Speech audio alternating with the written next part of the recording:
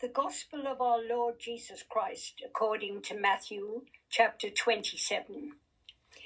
Now Jesus stood before the governor, and the governor asked him, "Are you the king of the Jews?" Jesus said, "You say so." But when he was accused by the chief priests and elders, he did not answer. Then Pilate said to him, "Do you not hear how many accusations they make against you?" But he gave him no answer, not even to a single charge. So the governor was greatly amazed. Now at the festival, the governor was accustomed to release a prisoner for the crowd, anyone whom they wanted. At that time, they had a notorious prisoner called Jesus Barabbas. So after they had gathered, Pilate said to them, "Who do you want me to release for you? Jesus Barabbas, or Jesus, who is called the Messiah?" For he realized that it was out of jealousy that they had handed him over.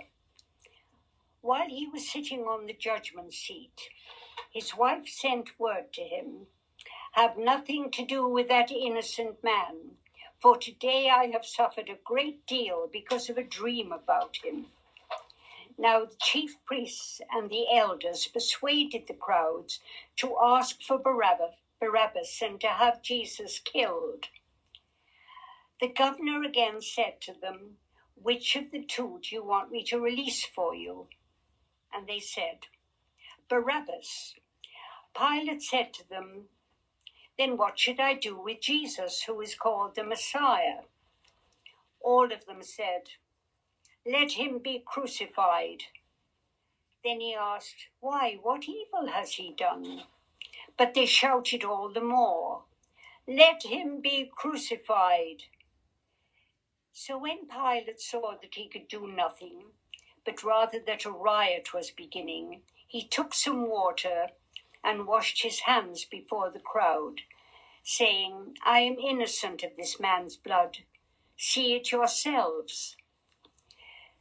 Then the people as a whole answered, "His blood be on us and on our children." So he released Barabbas for them, and after flogging Jesus, he handed him over to be crucified. Then the soldiers of the governor took Jesus into the governor's headquarters, and they gathered the whole cohort around him.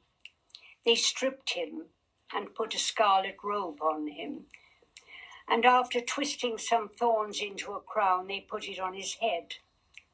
They put a reed in his right hand and knelt before him, and mocked him, saying, "Hail, King of the Jews!"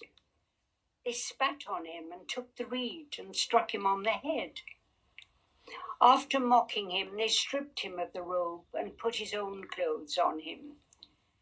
Then they led him away to crucify him. As they went out, they came upon a man from Cyrene called Simon. They compelled this man to carry his cross. And when they came to a place called Golgotha, which means place of a skull, they offered him wine to drink mixed with gall, but when he tasted it, he would not drink it. And when they had crucified him, they divided his clothes among themselves by casting lots. Then they sat down there and kept watch over him. Over his head they put the charge against him, which read, "This is Jesus, the King of the Jews." Then 2 bandits were crucified with him, one on his right and one on his left.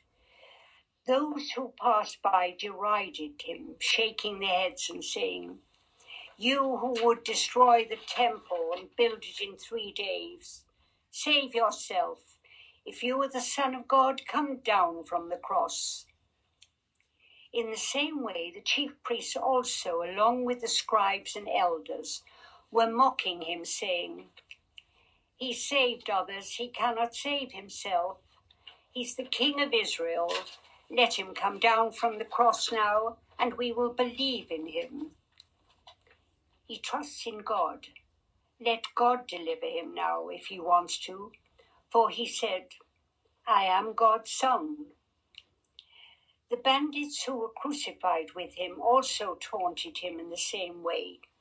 From noon on, darkness came over the whole land until 3 in the afternoon. And about 3 o'clock, Jesus cried with a loud voice, Eli, Eli, lema sabachthani. That is, my God, why have you forsaken me? When some of the bystanders heard it, they said, This man is calling for Elijah.